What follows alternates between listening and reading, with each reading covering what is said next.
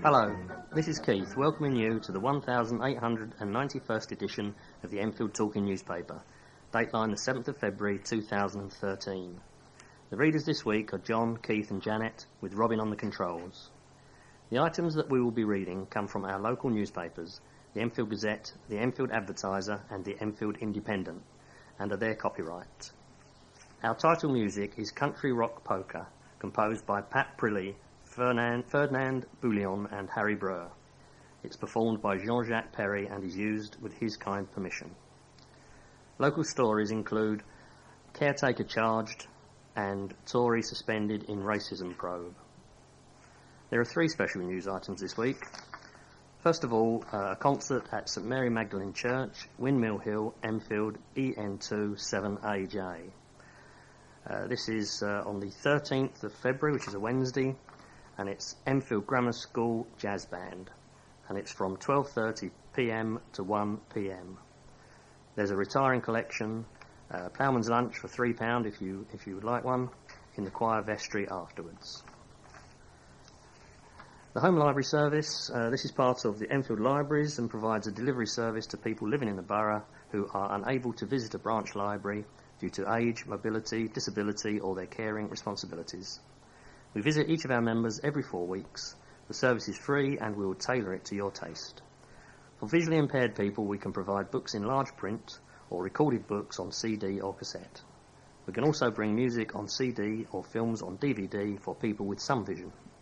Members are free to reserve particular items. If you would like to join the Home Library Service or know someone who would, please call 01992 716 010 and we will arrange for the Community Access Librarian to visit you. I'll give you that number again. It's 01992 716 010. The Macular Disease Society. The support group meets on the second Wednesday of every month from 10 a.m. to 12 noon at the Trinity Church Hall, Gentleman's Row, Enfield, EN2 6AN. The meetings are open to anyone affected by central vision loss. Carers are welcome too. For further details, please contact Alan Newson on 020 886 5659. That's Alan Newson, 020 886 5659. If you are experiencing any problems receiving your Enfield Talking newspaper, please phone Diane de Jersey on 020 8805 6578. She's your listener's representative and she will be pleased to help you. That's Diane de Jersey on 020 8805 6578. At the end of side 2, please remember to turn over the address label in your postal packet, put the cassette into the packet and return it to us as soon as possible, in readiness for the next edition. Now John will read the first item of local news. A primary school caretaker accused of sexually abusing young girls is due to appear at Wood Green Crown Court. John Lyon was suspended from St Andrew's Church of England Primary School in Churchbury Lane after being charged with sexual offences against two girls aged 7 and 9. Although the alleged abuse on the 30th of July does not relate to pupils at the Enfield Town School, the 39-year-old was banned from entering a 200-metre radius of the premises after appearing at Highbury Corner Magistrates Court on the 29th of January.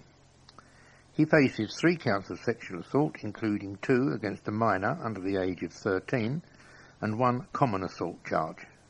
Chairman of Governors Rex Bourne and acting head teacher Kristala Jamil sent a letter to parents dated the 31st of January telling them about the police investigation.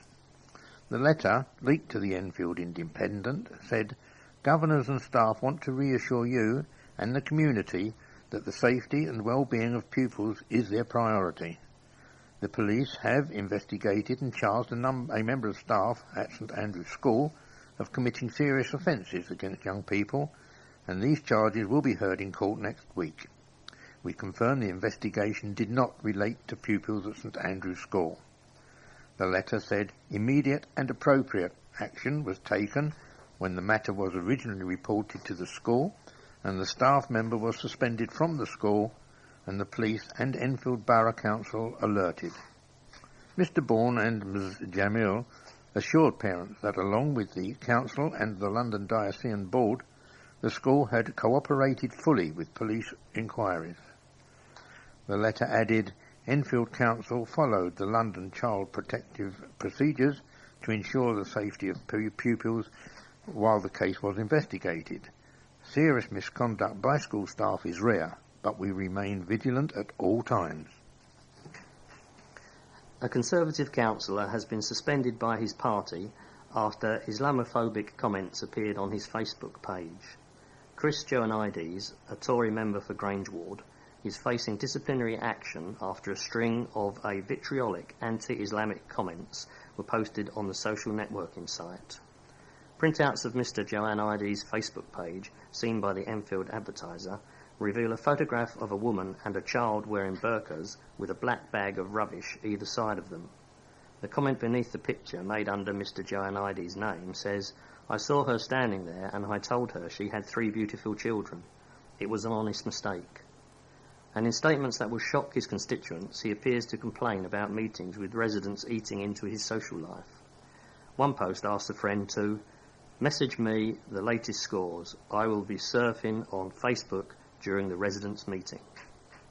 Mr. Joannides said that the comments had been taken out of context and said the posts about council meetings were blokish banter between friends.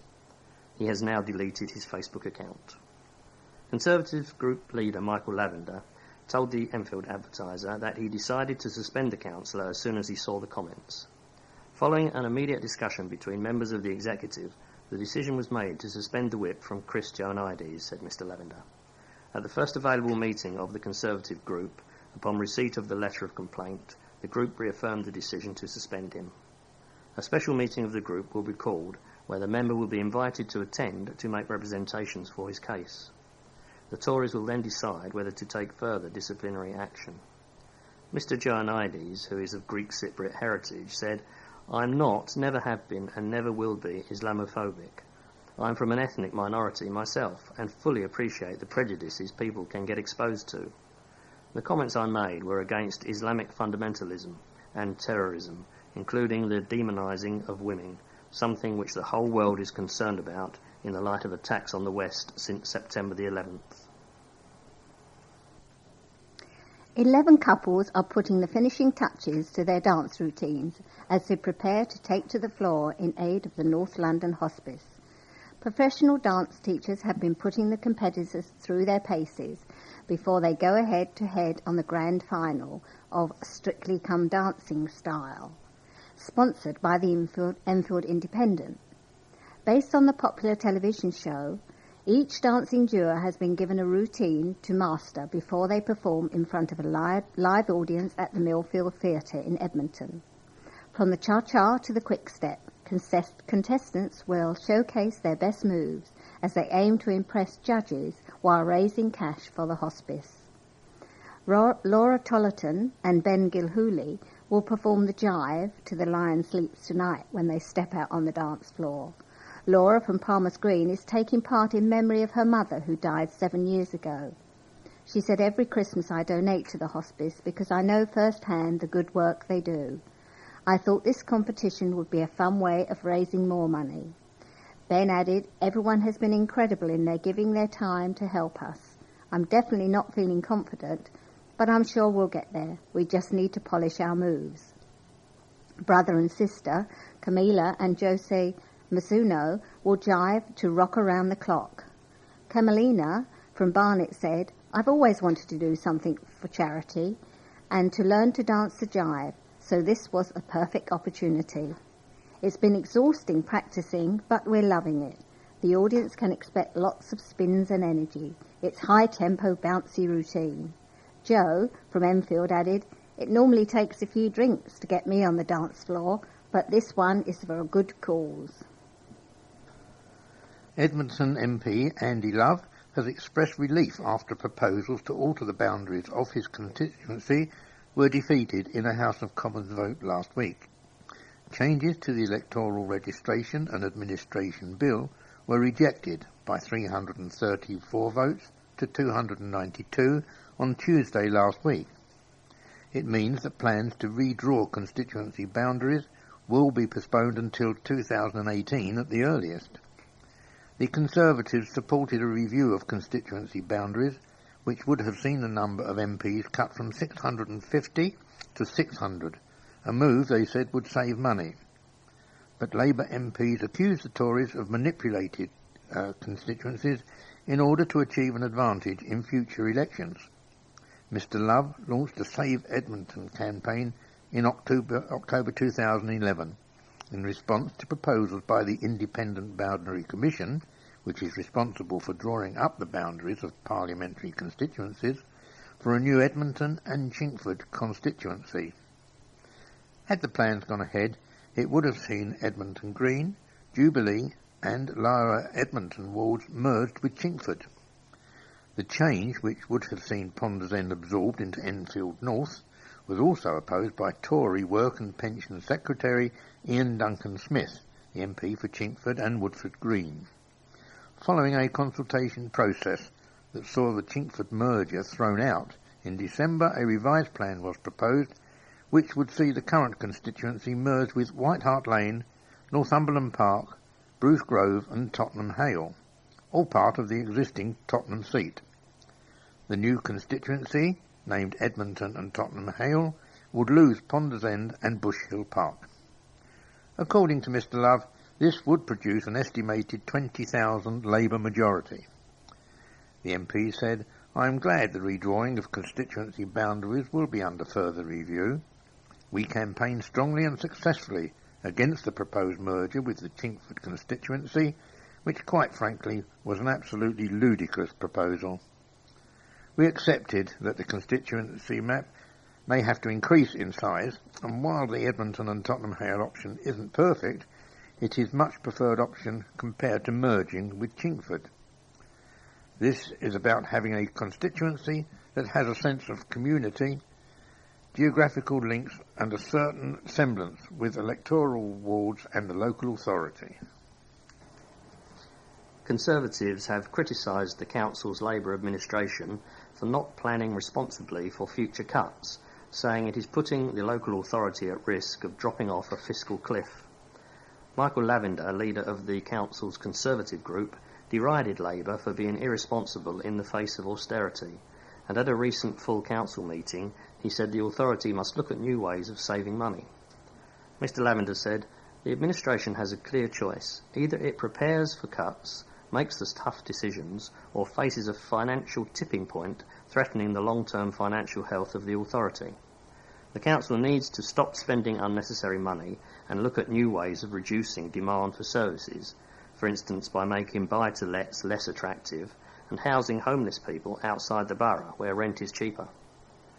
But Del Goddard, Cabinet Member for Regeneration, said that the Tories' position was fatalistic and it was hard to predict the level of future government funding. To make deep cuts in our budgets in anticipation of further government cuts would be very irresponsible, he said. It's hard to tell what future government funding will look like, and if you cut too far and too fast now, you risk losing vital resources for the future. The Council has a sensible, year-by-year fiscal policy in the face of the government's haphazard approach. We never know what money will come at us next or what will be taken away, as we saw with the council tax benefit cut. We see local government not just as an administrator of services, but also as a driver for economic growth. The real problem is the relationship between local and central government, which needs to be addressed so that we can do more. To balance the books, the Council has planned to save £81 million over 4 years, 27% of its overall budget. In November, the Cabinet agreed £8 million of efficiency savings, but another £15 million must be found from the 2013-2014 budget. The Council has confirmed the budgets for youth services and the environment will be protected from the cuts. The final budget is expected to be approved at March's full Council meeting. Members of the maternity team at North Middlesex Hospital are celebrating winning a national award for their high standard of care. Staff at the hospital in Stirling Way, Edmonton, were named in Bio-Oil Team of the Year in recognition of their work caring for mothers during pregnancy and birth. The Gong celebrates the hospital's projects, including the Mothers for Mothers scheme, which allows female volunteers to provide informal advice to new mothers, and the hospital's internal awards, making good practice and behaviour of staff.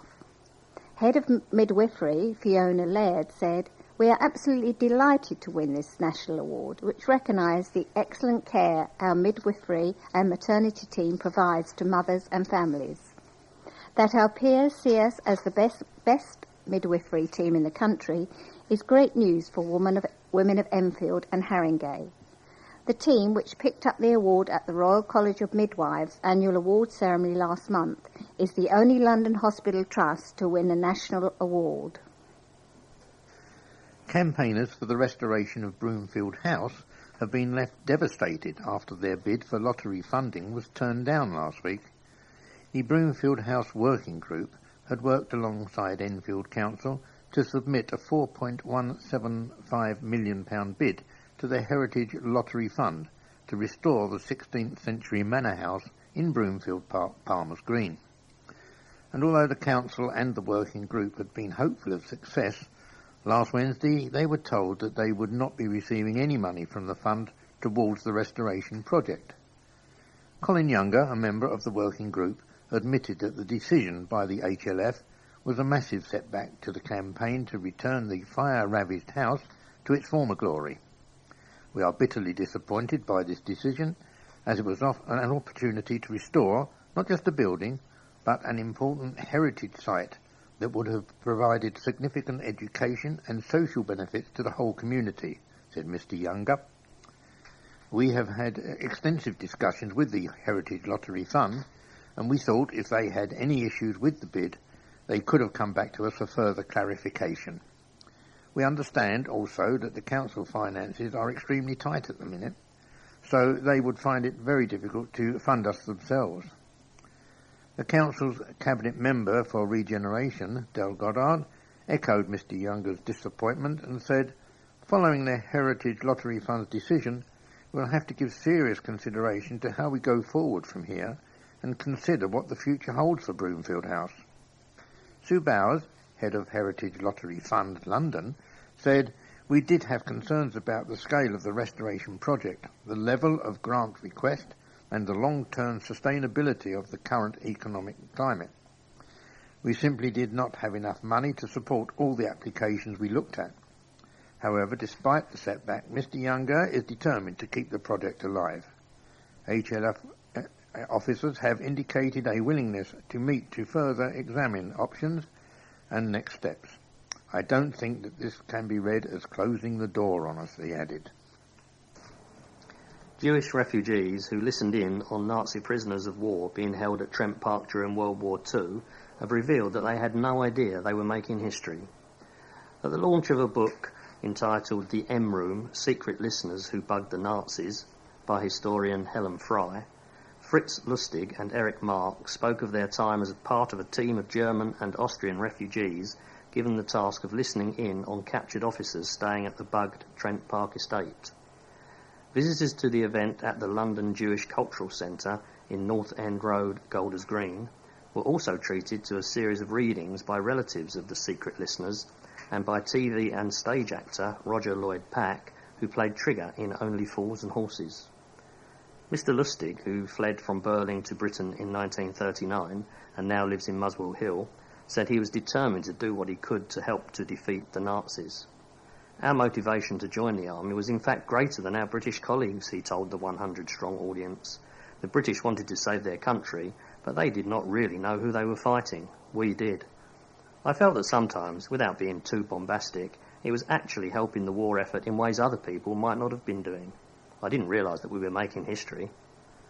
Mr. Mark, who fled to England in 1937 in response to the increasing hostility shown by the German government towards Jewish people, recalled long hours of carefully listening in on officers' conversations in the hope of catching information vital to the war effort. He said, "I remember having earphones on, having a gramophone in front of me and putting the needle down if by any chance I heard that there was a possibly interesting conversation." The listeners gathered details of armaments and equipment and were also amongst the first to learn of the atrocities being committed in concentration camps in Poland, Germany and throughout Europe. Mrs. Fry praised the work of the two men, likening their contribution to that of the code breakers who intercepted Nazi radio transmissions. The work of these Germans and their colleagues was as important as the work at Bletchley Park, she said. A couple who met on a train almost 73 years ago enjoyed a meal with relatives to celebrate their platinum wedding anniversary. Joan Sharp, 89, and Basil Lawrence, 91, of Linden Way, Southgate, were joined by family members at Hunters of Cockfosters restaurant last week to celebrate 70 years of marriage. The couple first met on their way to work on a train to Liverpool Street Station in 1940. When they saw each other on a second train journey, Basil asked Joan on a date to the cinema. In 1941, Basil volunteered for the RAF and went to Canada for training.